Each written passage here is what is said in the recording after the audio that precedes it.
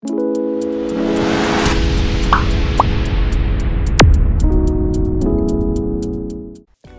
amigos, nosotros somos Philosophy Ideas y hoy vamos a presentar una entrevista con el profesor Jorge Luis Acanda. Espero que sea de su agrado y gracias por acompañarnos en esta experiencia. Buenos días, ¿cómo se encuentra hoy? Muy bien, gracias. Ya. Hoy vamos a hablar acerca de la conferencia de la ética y la filosofía en Grecia. Entonces, quisiera empezar con las preguntas, si está de acuerdo. Sí, cómo no. Ok. Ya, la primera es, tras el surgimiento del pensamiento filosófico, los primeros filósofos intentaron comprender el mundo mediante el uso de la razón. Pero este enfoque racional no puede existir sin la actitud crítica.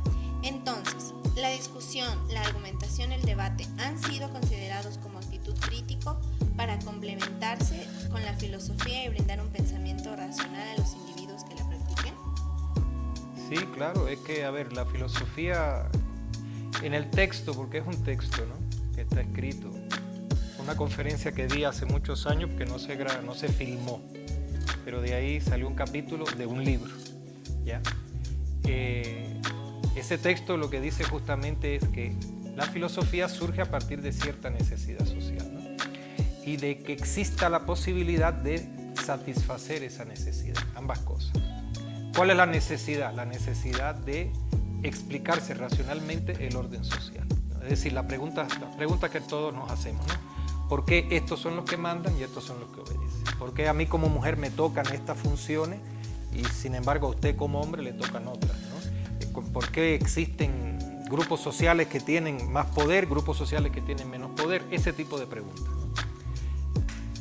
Y tradicionalmente ese tipo de preguntas se ha respondido desde la religión, desde el mito, desde la tradición, ¿verdad? Bueno, esto es así porque Dios lo ha querido, porque así es como se daban. Ahora no se dice tanto así, pero bueno, en esa época sobre todo era a través de lo que en el texto yo digo, recurso a la trascendencia. Es decir, hay fuerzas trascendentes, sobrenaturales, que ya han estructurado el mundo, han determinado lo que tú tienes que hacer, lo que tú tienes que hacer, lo que tú no puedes hacer, lo que el otro no puede hacer, lo que van a mandar, lo que no pueden mandar, y por lo tanto ir en contra de eso es ir en contra de la voluntad divina. Por supuesto, los grupos menos favorecidos, ¿no?, los grupos explotados, los grupos subalternos si se quiere, aquellos a los que el orden establecido les dice tú tienes que obedecer, tienes que estar abajo, cállate la boca, eso no les gustaba, ¿no?, por supuesto. Entonces hay una necesidad de cuestionarse eso, bueno, ¿por qué es así? ¿Es verdad que Dios ha dicho eso? ¿Dónde lo dijo? ¿A quién se lo dijo? ¿Por qué no me lo dijo a mí? ¿No? En fin, ¿por qué este orden social que en tanto yo estoy abajo puedo valorar como injusto, es el que me presentan como un orden social divino? Eso es una necesidad y para eso se tiene que acudir evidentemente no a la religión, no al mito, no a la tradición, no a la moral, porque todas esas formas de producción espiritual, de formas de apropiación espiritual de la realidad legitiman el orden social. Lo que queda es acudir a la razón, ¿no?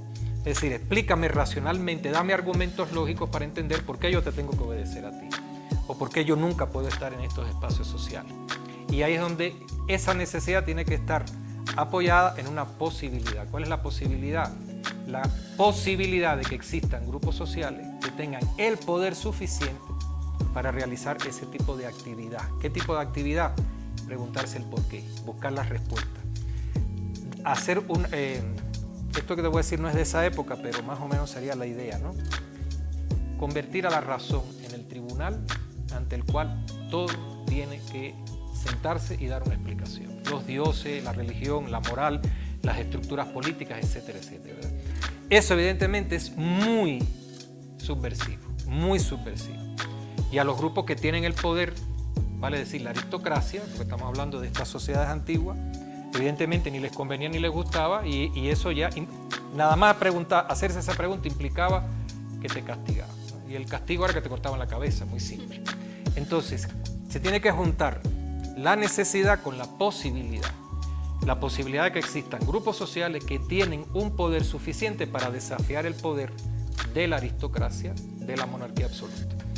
Ese es el surgimiento de la filosofía, es decir, es la razón, porque para los griegos filosofía no significaba lo que significa hoy para nosotros, ¿no? Para hoy nosotros, filosofía es una actividad muy abstracta en el peor sentido de la palabra, inútil, que no nos sirve para resolver nada, que no aterriza, y que realizan un grupo de individuos, que los pobres andan siempre flotando por el aire.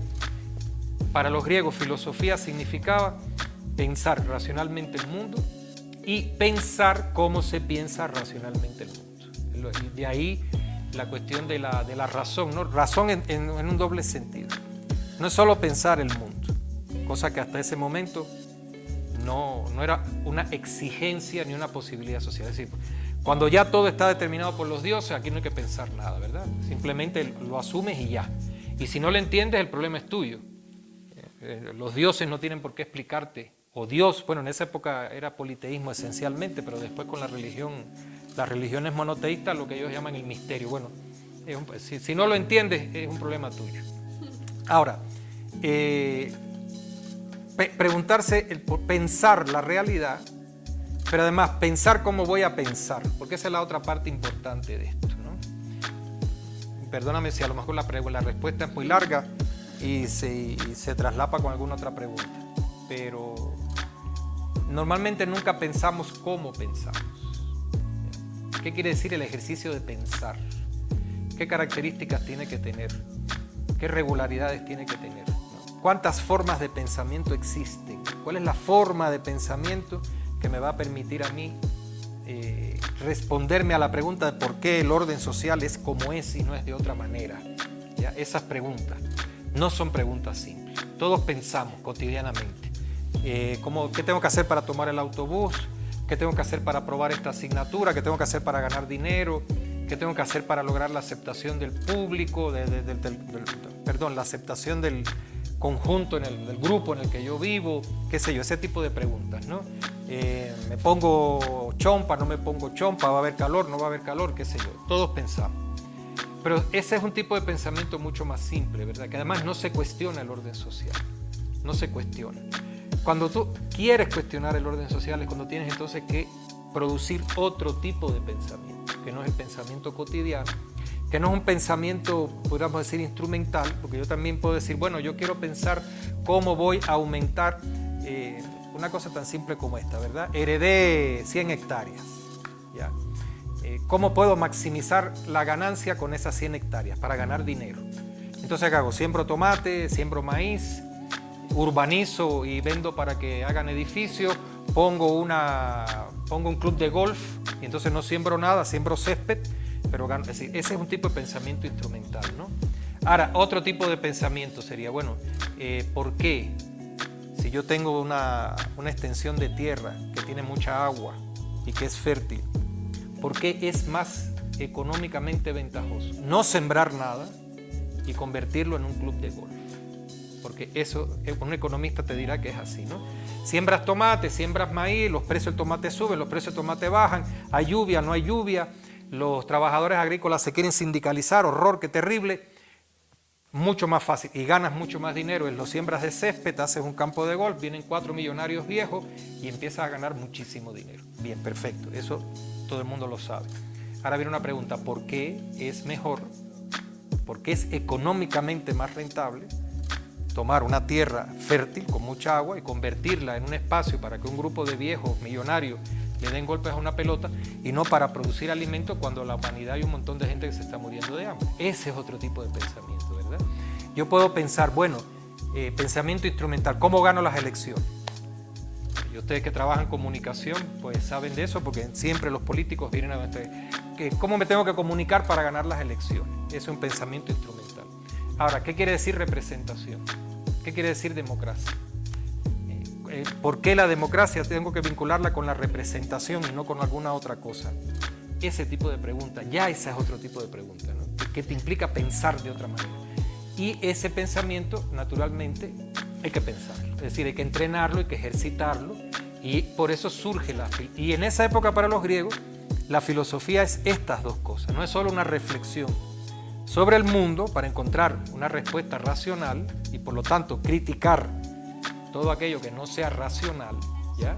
Sino además es una reflexión acerca de la reflexión, porque hay que construir un nuevo tipo de reflexión. Y todo esto surge, me encanta toda la explicación que me acaba de dar, porque todo esto surge a partir del paso del mito a logos. Me acaba de quedar súper claro. Listo. Claro, porque logos es eso, es lógica.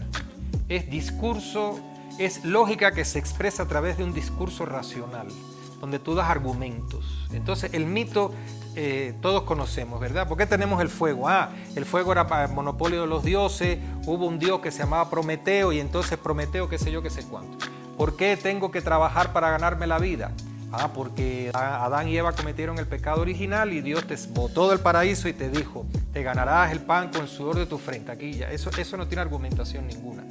Pero la pregunta es, bueno, ¿por qué a mí me tocó trabajar tanto y a otros no?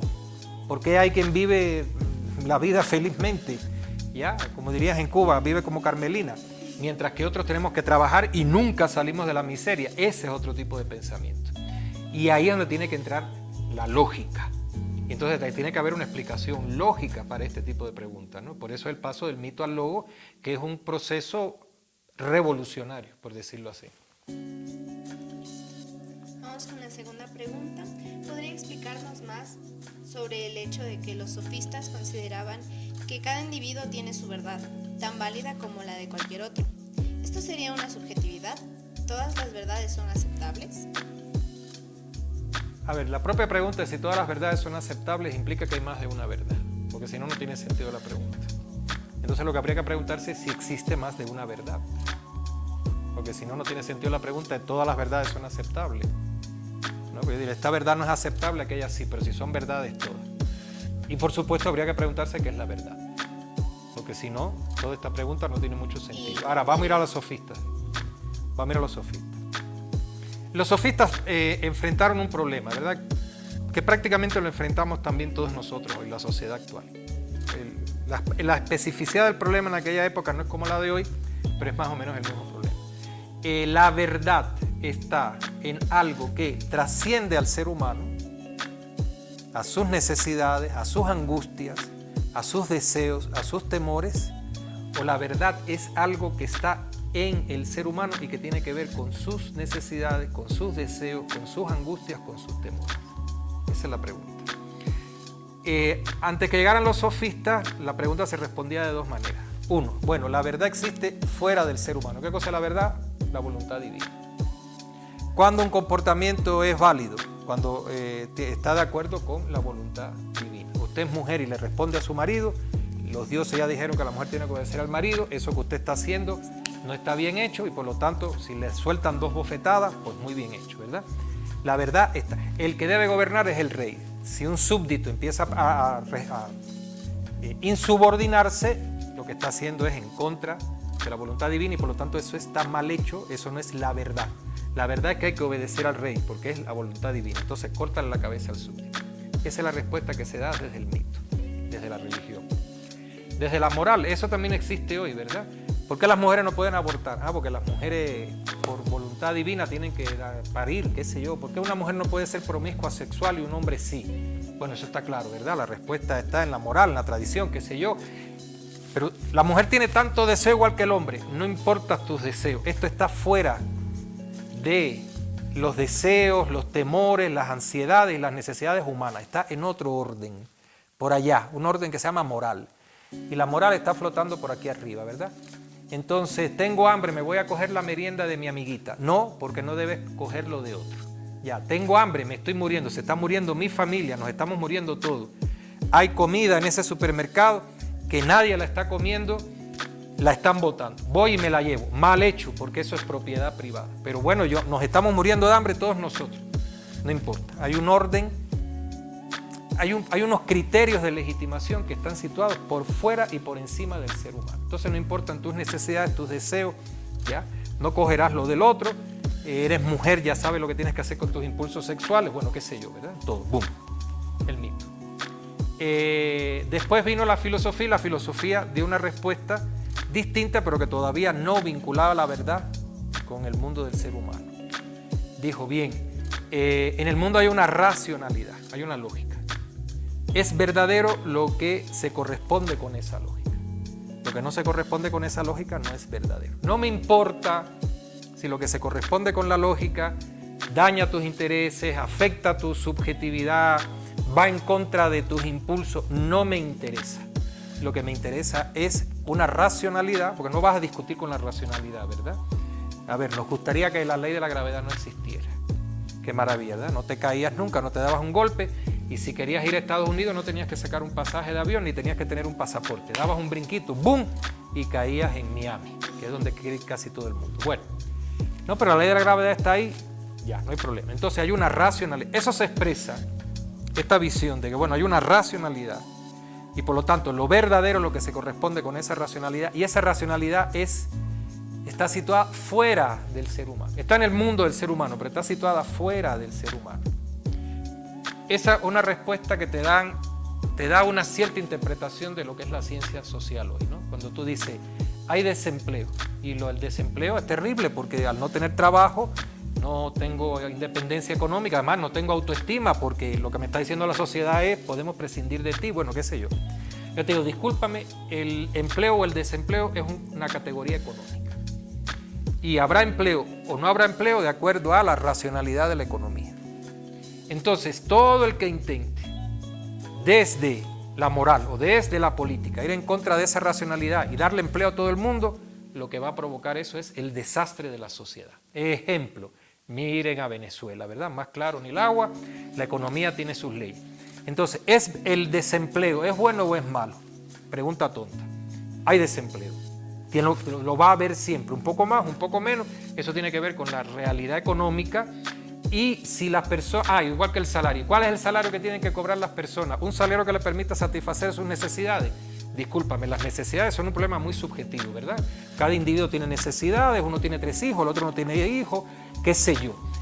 El salario está determinado por una racionalidad económica. Y a mí no me interesa si estás ganando mucho, estás ganando poco, si el salario te alcanza, si el salario no te alcanza. Ese no es el tema. El tema es, tu salario tiene que ser racional y eso tiene que ver con la racionalidad económica. Esa es la verdad. ¿Verdad? Bien. Fíjate que las dos respuestas son distintas, pero parten de un mismo criterio, ¿verdad? En el sentido de que hay un orden legítimo, sea divino, o un orden racional, pero que existe con independencia de las necesidades, temores, aspiraciones, impulsos, etcétera, etcétera, del ser humano. Los sofistas se enfrentan a eso. Ahí es donde está, vamos a decir, el mérito de los sofistas, ¿no? Los sofistas dicen, no puede haber una verdad fuera de la verdad del ser humano. Para traerlo a términos actuales, ¿no? Si la verdad económica, eso que tú me dices, la ciencia económica establece que el desempleo, que el salario, la racionalidad económica, los impuestos, eso va en contra del ser humano. Entonces esa verdad está situada fuera del ser humano, pero es que a mí no me interesa la verdad que esté situada fuera del ser humano, porque nosotros estamos pensando en la sociedad donde vive el ser humano. Por lo tanto, lo que los sofistas propusieron, y eso me parece a mí que fue una cosa muy importante, fue desanclar la verdad de ese espacio situado fuera del ser humano, aunque sea, bien sea divino o bien sea social. Desanclarlo de ahí y anclarlo en el ser humano. Es decir, mira, verdadero tiene que ser aquello que se corresponda con la lógica de funcionamiento, no de la economía. Bueno, a ver, por ejemplo, la comunicación, ¿ya? Ahora tú haces un programa estilo Caso Cerrado, ¿ya? O el programa de Laura, ¿ya? Yo te digo, mira, aquí con la banalidad y con el morbo, yo logro tener una gran audiencia. Embruteciendo a la gente, idiotizándola, yo logro tener un programa y logro comunicarme. Pongo un programa educativo, nadie lo ve, no me logro comunicar. Por lo tanto, está clarísimo que hay una lógica de la comunicación donde a mí no me vengas a decir ahora que le estoy vendiendo a la gente basura, que le estoy vendiendo a la gente chatarra, que lo estoy embruteciendo. A mí eso es una opinión tuya. La verdad es que para comunicarse con la gente hay que buscar lo banal, hay que buscar lo morboso. Esa es la verdad. Que con eso embrutezco a la gente, bueno, imagínate tú. Que con eso la gente se convierte en más banal y más morbosa todavía. Bueno, así es el mundo, ¿ya? Entonces yo puedo tomar ese criterio en la comunicación social, en la economía, en la política, en lo que te dé la gana. Los sofistas están planteando este otro problema. Bueno, pero entonces la verdad es algo que no tiene nada que ver. Puede ser verdadero aunque no tenga nada que ver con la vida del ser humano en el sentido más amplio.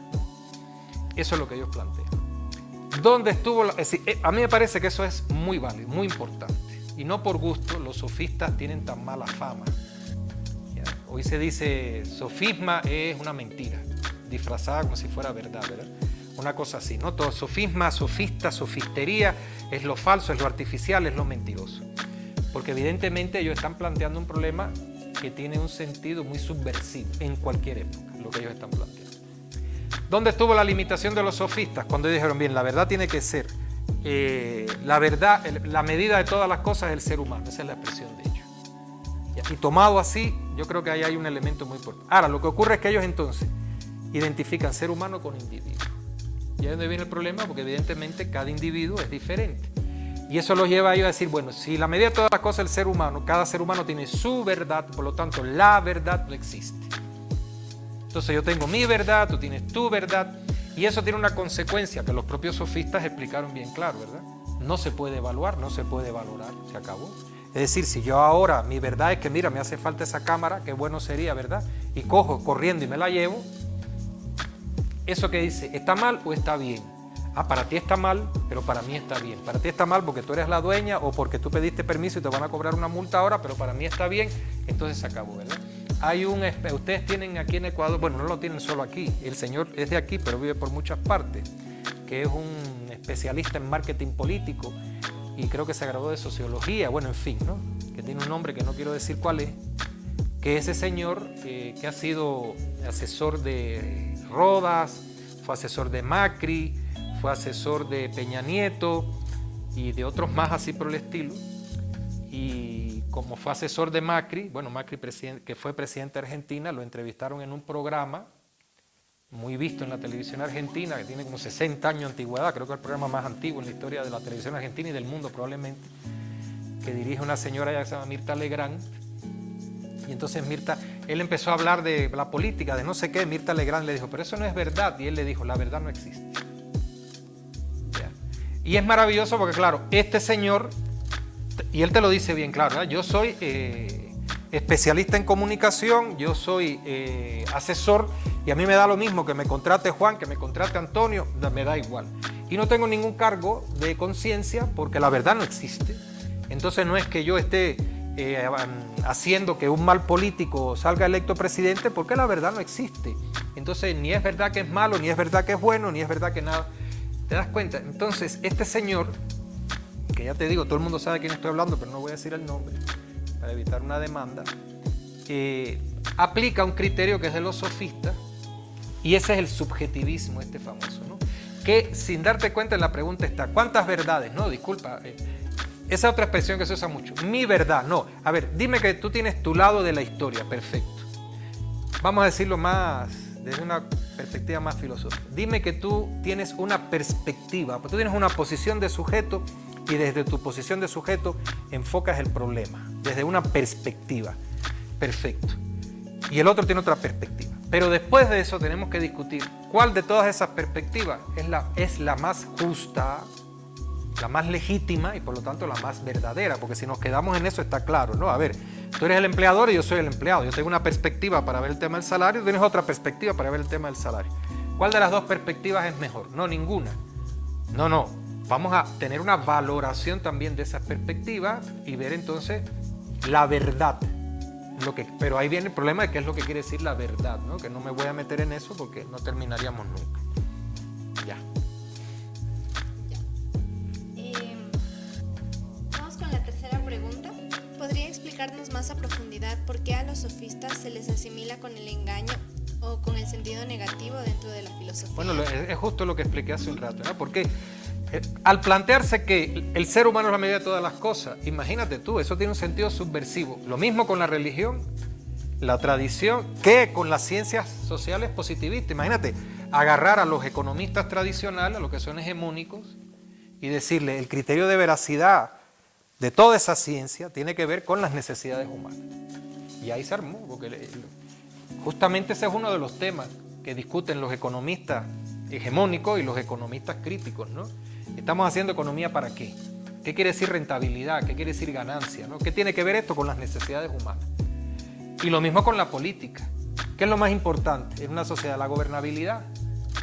Bueno, hay toda una ciencia política construida sobre la base de esa idea. Lo importante en una sociedad es estabilidad, que todo el mundo esté en su lugar, que no haya protestas, gobernabilidad. Porque si no hay gobernabilidad, no hay estabilidad. Si no hay estabilidad, los negocios no funcionan. Y si los negocios no funcionan, no hay economía. Y si no hay economía, la gente se muere de hambre. Eso es toda una línea, ¿verdad? Entonces, los sofistas, por eso, causaron en la Grecia antigua, y la mayoría de las personas que hacían filosofía en esa época los detestaban. Primero porque ellos hicieron una cosa que en esa época no se usaba, ¿no? Cobrar. Claro, ¿por qué? Porque las personas que hacían filosofía en su mayoría eran gente rica, tenía un patrimonio, entonces no cobraban, tenían alumnos, tenían escuelas, ¿no? Fundaban, qué sé yo, pero no cobraban porque era gente que tenía. Los sofistas dicen, no, yo tengo que cobrar. Y eso ahora nos parece muy elemental, pero en aquella época fue un escándalo, ¿no? Pero eres un mercenario del saber. Entonces, eso provocó indignación. Provocó indignación el hecho de que, además de que eran subversivos, el subjetivismo que los llevó a una, vamos a decir, amoralidad. ¿Qué quiere decir? Bueno, aquí nada es verdad ni es mentira. Ellos fueron los primeros abogados en la historia de la humanidad. ¿Por qué? Y lo explico ahí en el texto. En la Grecia antigua, los tribunales se convocaban por sorteo. Los jueces, ¿no? Por sorteo, y había que ir allí a las partes en disputa por alguna demanda que tenían, que casi siempre eran demandas civiles en este caso, aunque también criminales, a tratar de convencer a ese jurado de que uno tenía la razón y el otro no. Y como era un problema de elocuencia, y los sofistas eran profesores de elocuencia, de retórica, las personas empezaron a contratar a los sofistas para que presentaran su argumentación ante el tribunal, ¿ya? Y se dio el caso de que un mismo sofista fue abogado de las dos partes. Es decir, cada uno de los contendientes lo contrató sin enterarse que el otro lo había contratado. Él tan tranquilo fue, presentó la demanda, todo el alegato a favor del demandante A, y después cuando terminó, caminó, se puso del otro costado y presentó la demanda también con todo tipo de argumentación y retórica del demandante B. Entonces todo eso naturalmente, todo este conjunto de factores, como te digo, hay que tener en cuenta todo ese conjunto de factores, es lo que hizo que en su época fueran objeto de escándalo, de rechazo, y que por eso, fíjate que es una de las pocas escuelas filosóficas que su nombre se ha convertido en un adjetivo, sofista. Y entonces ya nadie sabe qué fue los sofistas, pero sabe que si eso que estás diciendo es un sofisma, eso es falso. ¿Ya? La contribución de Sócrates al desarrollo de la preocupación ética se debió al desafío de develar la interrelación entre inmanente y lo trascendente en el conocimiento y la acción humana. Pero, ¿cuál es esa relación entre estos, conocimiento y acción humana, para Sócrates en la forma de enseñar a la filosofía? Sócrates es un filósofo muy peculiar, porque es el único filósofo en la historia de la filosofía que no dejó nada escrito, que no escribió nada. ¿Por qué? Porque lo que él pensaba era que educar no consiste, la tarea del filósofo consiste en enseñar a pensar, no en enseñarle verdades a las personas. Por lo tanto, yo lo que tengo que tratar, si soy filósofo, es de que tú llegues a la verdad, no decirte esta es la verdad. Entonces, por lo tanto, Sócrates lo que desarrolló, no dejó nada escrito. Lo que se supone que él hizo, lo escribió Platón, ¿no? Que fue alumno de él. Era discutir con las personas y tratar de conducir a las personas hacia un razonamiento que lo llevara a una conclusión que fuera lógica y que fuera racional. Entonces ese es el gran aporte de Sócrates, y la cuestión de, en el sentido más amplio del término, lo que es una labor de comunicación y una labor pedagógica. ¿Ya? Comunicación porque yo me tengo que comunicar contigo, ¿no? Es decir, yo quiero algo, ¿qué es lo que yo quiero? Yo quiero que tú llegues a la verdad. Y para que tú llegues a la verdad, yo tengo que demostrarte que tú no has tomado por el camino correcto porque no sabes pensar, no sabes construir ese pensamiento. Pero si yo llego y te digo, tú no sabes pensar, no me comunico contigo porque tú me vas a decir, ¿tú quién eres para eso? Bueno, entonces yo lo que tengo que empezar es, haciéndote preguntas, ¿ya? Llevarte a que tú mismo te cuestiones todo eso que tú crees que es verdad, todas esas creencias que tú tienes, para que tú entonces vayas poco a poco tomando por el camino de una reflexión racional que te saque. Hay un pensador español, Ortega y Gasset, él decía, las creencias se tienen, en las convicciones se está. Entonces pasar de las creencias a las convicciones, ¿verdad? Que es otra cosa. Y esa es la importancia de Sócrates. Ya, con esta pregunta cortamos la entrevista por el momento. ¿Nos podría hablar más acerca de la estructura socioclasista radicalmente diferente, lo cual su aparición fue provocada por las nuevas relaciones económicas predominantes en la antigua Grecia? Sí, bueno, en Grecia surgió una estructura social que tuvo muy pocos precedentes en el mundo antiguo en general, ¿no? Y es el hecho de que surgió un grupo social vinculado a la actividad mercantil, tanto a la actividad de producción de mercancía como a la actividad de comerciar con esas mercancías, ¿no? Muy fuerte. Artesanos y mercaderes hubo siempre, en todas las culturas. Pero en Grecia, por un conjunto de características muy específicas que en el texto se explican, ¿no? El hecho de que no había una unidad política muy grande por las características orográficas del terreno, que tenían mar muy cerca por todas partes, etcétera, que tenían mucho hierro, lo cual significó que pudo surgir el campesinado individual, la ruptura de la comunidad. Mira, para hablar claro, ¿verdad? Lo típico de las comunidades primitivas, las sociedades primitivas, es que existe la aristocracia y la comuna. Entonces en la comuna están los campesinos comunales, que ya lo dice la palabra, son comunales, trabajan tierra comunal. Y no trabajan tierra comunal porque tengan un espíritu de comunidad, no es eso.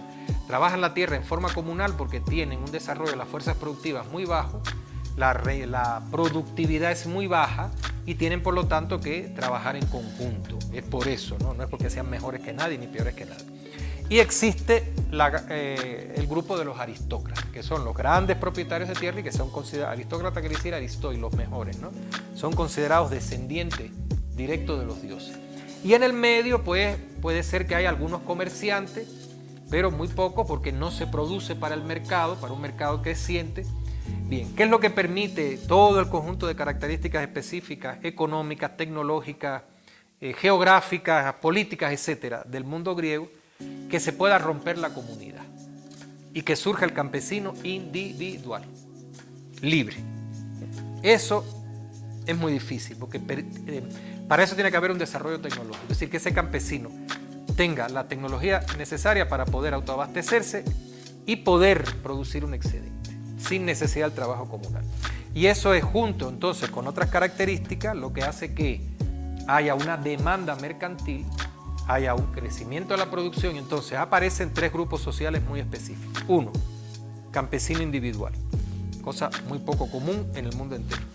Dos, artesanos y tres, comerciantes, pero artesanos que producen mucho, que ganan, ¿no? Porque hay demanda de ánforas, hay demanda para un mercado que no es solo local y comerciantes. Y esos tres grupos empiezan a adquirir poderío económico y eso es lo que les permite entonces desafiar a la aristocracia, romper el orden aristocrático y construir una sociedad democrática, tal como la entendían los griegos.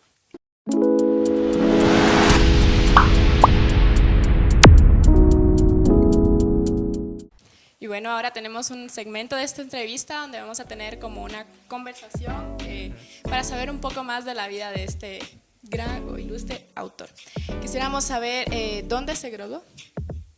Bueno, yo me gradué de licenciado en Historia en la Universidad de La Habana y mi PhD, como dicen ustedes, doctorado, lo hice en la Universidad de Leipzig, en Filosofía, en Alemania, la entonces Alemania Oriental. Okay.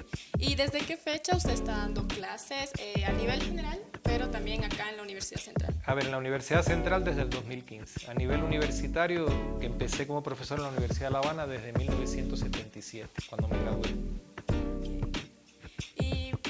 Para terminar, más o menos, podría decirnos como, ¿qué mensaje podría dar a los jóvenes y a los televidentes, todas las personas que van a ver esta entrevista, todas las personas que van a seguir nuestra página en Instagram, sobre el estudio de la filosofía? Si vemos hoy en día, la filosofía se ve como algo que no es para la juventud, pero sin embargo es un tema muy importante, como vimos ahorita, el tema de la ética. Si vemos en la sociedad se ve como que algo convencional, algo que según lo que todo el mundo nos dice, eso es. Igual que pasa con la moral. Entonces, ¿usted qué podría darnos como un mensaje para terminar? Sí, bueno, más que un mensaje, a ver, como tú mismo dices, ¿no? Hay dos formas de entender la filosofía y de eso creo que hablé hace un rato. Una, la filosofía como una actividad que se dedica a pensar temas que son muy abstractos en el peor sentido de la palabra, que no tienen nada que ver con la vida cotidiana, que no resuelven nada, que están encaramados en una nube, ¿no? Y que por lo tanto no nos son útiles para nada. Y que realiza un grupo de personas que no tienen más nada que hacer y empezar a discutir sobre cuestiones que nadie entiende y que no le afectan la vida a nadie. Esa es una forma. Por supuesto, entendido así, la filosofía no se le puede recomendar a nadie, no resuelve ningún problema, no la necesitas para nada, ¿no? Digamos, usted estudia comunicación social, usted estudia historia, usted estudia economía, usted estudia sociología, usted estudia ciencias políticas. Y hay una interpretación disciplinaria del saber. ¿Qué quiere decir esto, no? Usted estudia comunicación social, usted no tiene que saber economía, ni tiene que saber historia, bueno, un poco de psicología sí, pero no tiene que saber economía, no tiene que saber de ciencias políticas, no tiene que saber de historia. Usted se dedica a la ciencia política, no tiene que saber de economía, no tiene que saber de historia, y así. Usted se dedica a la psicología, usted no tiene que saber de economía, no tiene que saber de historia, ¿no? Se encajona el conocimiento, se divide en partes, y cada parte es independiente de la otra. Y de ahí vienen las disciplinas y vienen las carreras universitarias. Y de ahí viene un concepto de lo que es, lo que aquí llaman malla curricular, ¿no? Si usted estudia psicología, ¿para qué quiere saber historia? Pues no le hace falta. Si usted estudia historia, ¿para qué quiere saber psicología? No le hace falta. Si usted estudia economía, no le hace falta saber psicología, no le hace falta saber historia. Entonces usted arma una malla curricular sobre esa base. Pero hay otra forma de entender la filosofía, ¿no? La filosofía es un entrenamiento, es un pensar sobre el pensar. Es una forma de actividad espiritual que a lo que nos lleva es a preguntarnos cómo estamos pensando.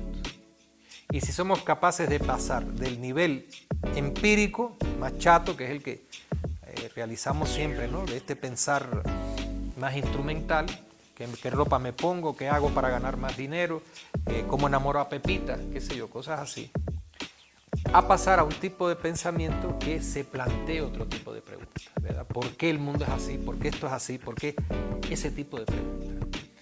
Y eso es importante para todos, es importante para todos, para los universitarios, para los no universitarios. ¿Por qué es importante? Porque para hablarlo, decirlo rápido y corto, es lo único que impide que nos manipulen. ¿Ya? El orden social está construido sobre la base de la manipulación. Los de arriba manipulan a los de abajo, para que los de abajo acepten el hecho de que están abajo. Para mover a la gente para que haga esto, para que haga aquello, para que compre un producto. Bueno, ustedes trabajan en comunicación social, ¿verdad? Y esto también se puede mover en la comunicación social. Dos formas de entender la comunicación social. Cómo yo entiendo las características psicológicas de las personas para lograr que las personas compren mi mensaje, compren en el sentido más amplio del término, ¿verdad? Convencerlos de lo que yo los quiero convencer. Y no me pregunto si de lo que los quiero convencer es legítimo, es ilegítimo, no, ya. O entender la comunicación social desde una perspectiva crítica, es decir, bueno, ¿por qué la comunicación social se construye para manipular y embrutecer a la gente? ¿Es posible construir otra comunicación social que tenga otro sentido? ¿Ya? Y eso lo mismo se da en la economía, que se da en la psicología, que se da en la ciencia política, que donde tú quieras. Entonces, es necesaria justamente para eso, para evitar que nos manipulen, para decirlo en pocas palabras. Y bueno, agradecemos este espacio por haber estado con nosotros, por darnos todos estos saberes que son necesarios y poder entender más este texto, ¿no? Bueno, le agradecemos mucho. No, a ustedes.